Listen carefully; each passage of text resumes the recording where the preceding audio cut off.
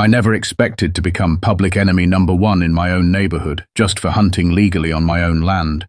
It started like any other crisp autumn morning. The sun filtered through the trees, my boots crunched softly over the damp leaves, and the stillness of the woods wrapped around me like a familiar coat. Hunting wasn't just a hobby, it was tradition. It was peace. It was mine. I respected the rules, followed every regulation, and only took what I needed. The land had been in my family for decades, and not once had anyone complained, until now. The letter came on a Tuesday, folded neatly in a generic white envelope, stamped with the cold authority of the Homeowners Association. At first I thought it was some routine update, maybe about trash pickup or lawn regulations. But as I scanned the words, violation, fines, dangerous activity, my chest tightened. They were fining me for hunting, on my own property. The absurdity of it knocked the breath out of me. According to them, I was disturbing the peace, threatening the safety of the community, and violating HOA regulations I never even agreed to. I stood there, rereading that letter 3 times, each time feeling the sting of arrogance behind those words. This wasn't about safety. It was about control. It was about a group of people who thought they could impose their narrow view of the world on everyone else, including me. But they didn't know me. They didn't know what I was capable of when pushed. They thought a fine would silence me, break me, humble me. They were wrong. That letter wasn't a warning shot, it was a challenge, and I was about to answer it in a way they would never forget. Before the drama, life was simple, quiet in the best way. I lived on the edge of town, where the concrete ended and the forest began. My house, a modest cabin-style home, sat nestled among tall pines and hardwoods, the kind of place where the wind whispers through the leaves and birds greet the morning before the sun fully rises. It wasn't flashy or modern, but it was mine. Every inch of the land surrounding it felt sacred. It wasn't just property, it was a part of me. I spent my mornings out in the woods, walking familiar trails with my gear slung over my shoulder, the smell of pine and earth filling my lungs. Hunting, for me, was never about the thrill or the trophy. It was about patience, respect, connection. It was about being part of the land, understanding the rhythms of nature, and finding peace in the stillness. I followed every state regulation to the letter, licenses in order, hunting only in the proper seasons, never taking more than necessary. The animals were treated with reverence, and the land was cared for like a living memory. My neighbors weren't exactly close, but I knew them by face and name. The kind of folks who waved from their porches and kept to themselves. At least that's how it used to be. The Homeowners Association was more of a background presence in my life. Some mailed newsletters, the occasional meeting notice, nothing I paid much attention to. I wasn't even sure I'd ever signed anything binding me to them. My property lay just outside the tightly packed rows of cookie-cutter houses and manicured lawns. I figured as long as I stayed out of their business, they'd stay out of mine. That belief held true for years. I lived quietly, minded my land, paid my taxes, and made no enemies. The woods were my retreat, my church, my classroom. I taught my nephew how to track deer there. I sat under the stars after long days, warmed by a fire and the sound of cicadas humming through the night. I had everything I needed, until one day someone decided that my way of life didn't fit their idea of how things should be. And just like that, peace turned into war. The envelope was thin, the kind that usually carries bills or advertisements, but the bold HOA logo stamped in the top corner made my stomach tighten before I even opened it. It wasn't paranoia, just instinct. Something told me this wasn't routine. I slid my thumb beneath the flap, unfolded the letter, and began reading. Within seconds, my jaw clenched. The words swam off the page in a blur of legal jargon and passive-aggressive language. They were fining me $500 for engaging in dangerous and prohibited activities on my property. According to them, my hunting, perfectly legal, respectful, and entirely on my land, posed a threat to community safety and violated HOA guidelines. I had to read it again, slower this time, just to be sure I wasn't misunderstanding. But it was all there in black and white. The audacity of it hit me like a slap. I wasn't even technically part of their main development. I was on the outskirts, barely within the reach of their jurisdiction, if at all, and yet, here they were, telling me I was a danger, that my lifestyle, my traditions, my peaceful morning walks with a rifle slung over my back somehow made me the villain. It felt personal. It felt like more than just an administrative move. Someone had gone out of their way to complain. Maybe a neighbor saw me walking through the woods and decided I was too rural for their liking. Maybe they thought a guy like me didn't belong near their tidy rows of identical houses and lawn flamingos. I don't know who it was, but I knew this wasn't about safety. It was about control, about telling someone who didn't fit the mold that they needed to shrink, comply, disappear. For a moment, I just stood there in the kitchen, letter in hand, heart pounding in my ears. I wasn't angry yet, just stunned. They wanted me to pay a fine for something that was both legal and part of who I was. I looked out the window toward the tree line, where the morning mist still clung to the ground, and I realized something then. This wasn't going to stop at a fine. This was the opening move. They were coming for me, and they thought I would back down. They had no idea who they were dealing with. I didn't waste time. The moment I gathered my thoughts, I started preparing a response. I gathered every piece of documentation I could find, my hunting license, maps of my property boundaries, copies of state regulations that clearly showed I was well within my rights. I printed out legal language, highlighted paragraphs, and put together a neat folder, thinking maybe this was just a misunderstanding. Maybe if I calmly explained the situation, showed them the facts, they'd back off and rescind the fine.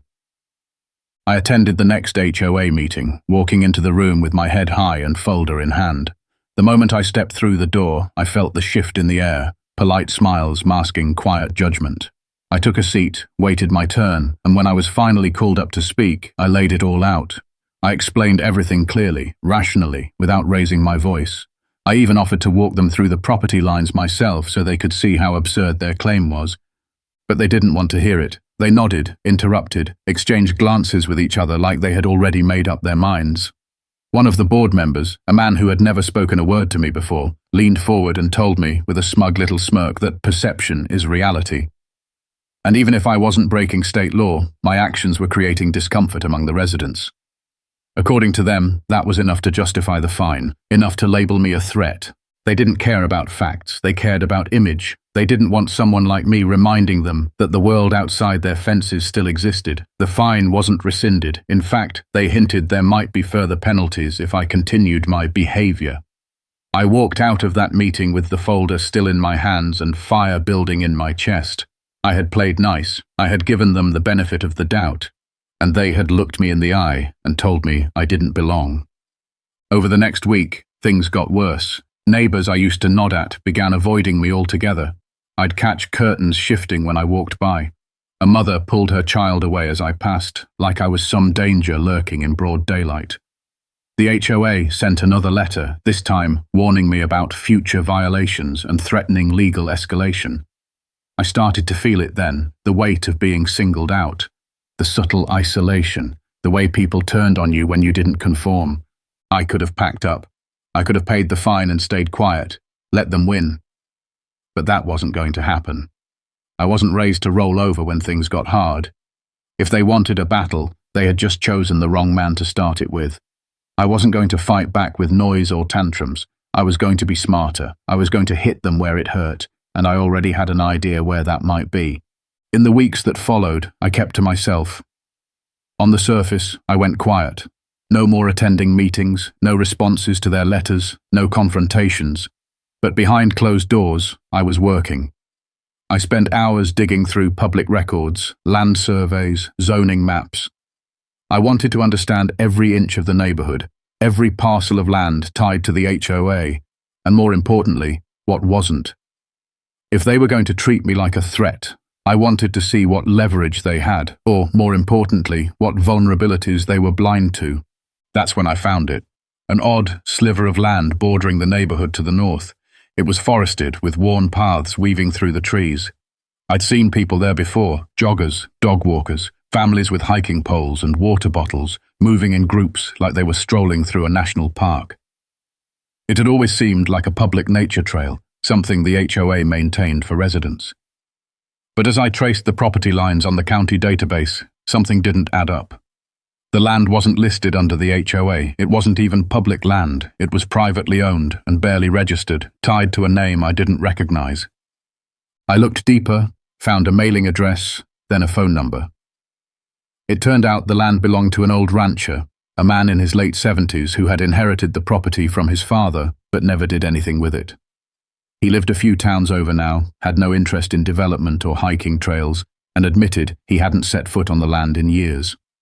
When I asked if he'd ever agreed to let the HOA use it, he laughed and said, "They just started showing up one day. I figured as long as nobody was setting fires, I didn't care." I asked if he'd be interested in selling. His voice turned thoughtful. "Depends on the offer. Not much use to me anymore." That was all I needed to hear. I hung up the phone, heart pounding, the shape of a plan forming fast. The land the HOA and its residents use so proudly for their weekend nature walks, their community bonding events, their charity hikes, it wasn't theirs. It never had been. They'd been using it all this time like they owned it, never bothering to check, and now it was up for grabs. They had fined me, embarrassed me, alienated me, all while trespassing on someone else's property and pretending it was part of their kingdom. I stared at the map one last time, tracing the trails with my finger, imagining the looks on their faces when they found out what was coming.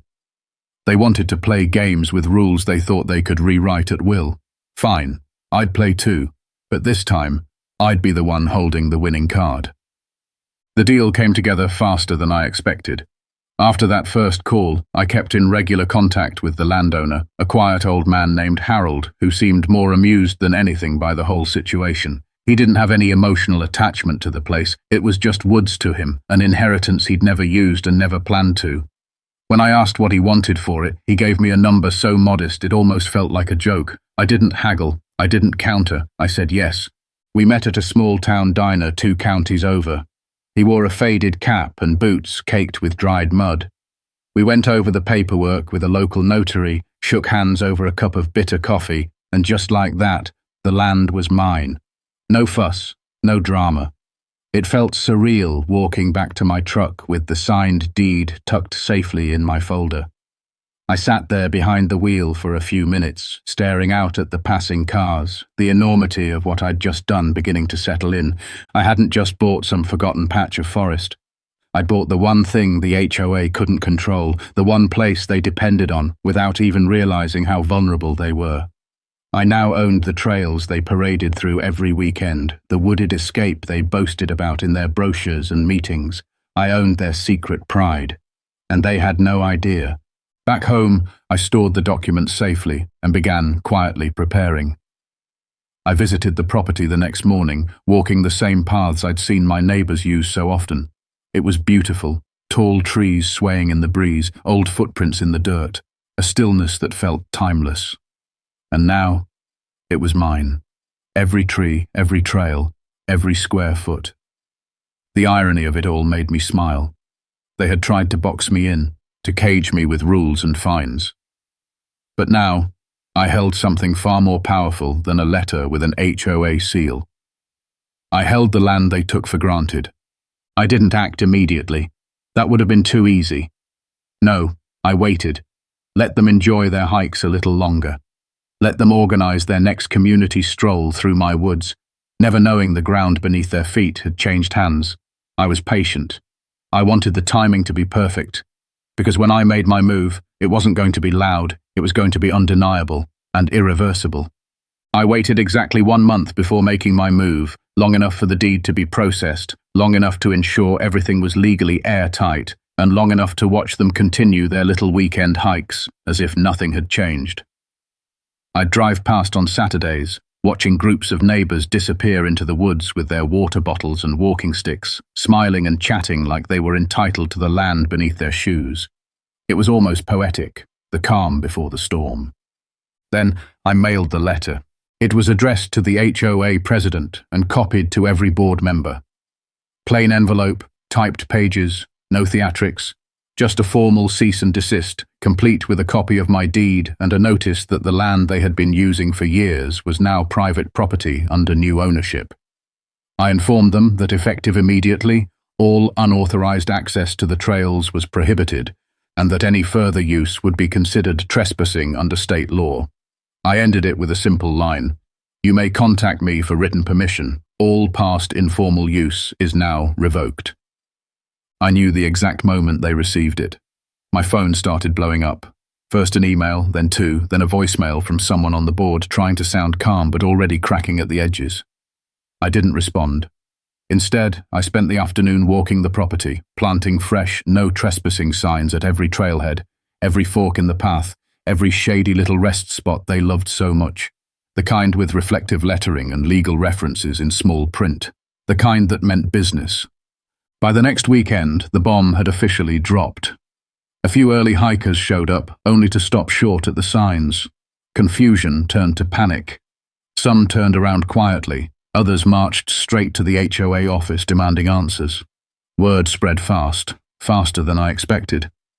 That Saturday night, I saw a post in the neighborhood Facebook group. Photos of the signs, comments filled with disbelief, anger, conspiracy theories, and then came the outrage.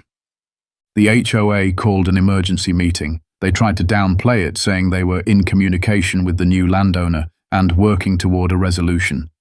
But there was no resolution. I wasn't interested in negotiating. I wasn't interested in lending them my land for free so they could host pancake hikes and charity walks while treating me like a threat. They wanted to pretend I didn't belong? Fine. Now they could pretend their trails didn't exist. They had slapped me with a fine to control my actions. I answered by cutting off the one thing they didn't realize they needed until it was gone. The land was mine. And so was the silence that followed. It didn't take long before the retaliation started. At first it was subtle, notes left on my mailbox with condescending tones masked as concern, like, "We hope you'll reconsider for the sake of community harmony." Then came the sudden inspection requests, thinly veiled as routine but clearly aimed at making my life difficult. Someone reported me for having excessive debris in my yard, which turned out to be a neatly stacked woodpile. I even caught a guy in a fluorescent HOA vest walking along my fence line one afternoon, pretending to check the easement. He didn't say a word when I asked what he was doing, just mumbled and walked away fast. Then came the more desperate moves. The HOA president reached out with what he must have thought was an olive branch. He offered to formally discuss reinstating access to the trails if I agreed to drop any mention of the fine or past grievances. He even hinted at the idea of the HOA paying me a small maintenance fee in exchange for allowing residents to use the land again. The gall of it made me laugh. They still thought I could be bought off with politeness and a few $100, as if I'd been waiting for a bribe to forgive what they did. When I didn't respond, the tone shifted. One of the board members sent a legal-sounding letter threatening to review potential easement rights and reassess community access needs. It was bluff and bluster, and they knew it. There were no easements, no rights, no loopholes. I had made sure of that before I even signed the papers. I could see the desperation rising. They were used to winning by wearing people down, by applying pressure until someone gave in. But I wasn't bending. I had the land, I had the law, and I had no intention of letting them walk those trails again. Neighbors who once ignored me now tried awkward attempts at friendliness, hoping I might change my mind. Some even asked if they could hike just once more for old time's sake. I politely declined every time. Not out of malice, but out of principle. They had chosen their side. They let the HOA treat me like a threat, a problem, an outsider. They thought silence would protect them while the board pushed me around. Now they were learning what silence feels like in return. They thought they had the power because they had the numbers. What they forgot was that numbers mean nothing when someone owns the land beneath your feet. After weeks of noise, the neighborhood finally went quiet. No more surprise letters, no more veiled threats. The trailheads stood empty now, overgrown with time, the once busy paths slowly reclaiming themselves. Where there had been weekend chatter and the rhythmic crunch of boots on gravel, there was only wind and the rustle of trees. The HOA had finally accepted that they'd lost. They had pushed too hard, reached too far, and in doing so, they handed me the one tool they could never take back: ownership. I walked the trails often, not to patrol, not out of spite, but simply to enjoy what I had fought for. It felt different now. There was a kind of peace that didn't exist before, a quiet pride in every step. The air was still, the light filtered through the branches in golden stripes, and for the first time in months, I felt whole again. No more fines, no more accusations, just me and the land, the way it was meant to be. I built a small bench near the center of the trail loop, just far enough in that you couldn't hear the road. I'd sit there with a thermos of coffee and watch the deer wander by, calm and unbothered, like they understood it was safe now. That patch of earth had become more than a boundary. It was a statement. A line I drew in the dirt and dared them to cross. I never reopened the trails. I never planned to. This land wasn't for them anymore. It wasn't for HOA functions, or fitness clubs, or community photo ops. It was mine, bought fair and square, protected by the same laws they once tried to use against me. They had tried to reduce me to a warning, a cautionary tale. Instead, they gave me a legacy. They still walk by sometimes, pausing at the edge of the woods, staring at the signs like they're waiting for them to disappear. But they won't. Just like I won't forget what they did. And every time I step into the trees, I'm reminded that victory doesn't always come with applause or recognition. Sometimes it's found in the quiet, in the stillness of a forest you refuse to give up. Looking back, it wasn't just about the fine. It was never about the money or the paperwork or even the hunting. It was about being told who I could be on my own land. It was about a system that thought it could silence someone with bureaucracy and pressure. A system that underestimated how far a man will go to protect what's his. They wanted submission. What they got instead was resistance, calculated, legal, and permanent. I don't hold on to anger. That burns you out faster than any fight. What I hold on to is the lesson. When people try to strip you of your rights under the guise of order, you don't argue louder. You get smarter. You don't throw punches. You buy the battlefield. They thought the rules worked one way, that they could draw the lines and everyone else had to fall in. But they forgot one thing: ownership rewrites the rules. And I made sure mine were written in ink they couldn't erase. I didn't seek revenge. I sought respect, not through confrontation, but through action. I never yelled, never threatened. I just let the deed speak for itself. And in the end, it spoke louder than any meeting, any email, any fine they ever sent me. Now they hike somewhere else. Or maybe they don't hike at all. Maybe they sit in their homes and wonder how it all unraveled. Maybe they've finally learned what it means to respect a boundary. What I've learned is that peace is worth fighting for. Not with rage, but with resolve. Not with noise, but with certainty. And sometimes, the best way to win a war is to quietly claim the high ground, and then never let go. So if you ever find yourself backed into a corner, remember this: they can take your comfort, your reputation, even your silence, but they can't take the land beneath your feet if you're the one holding the title.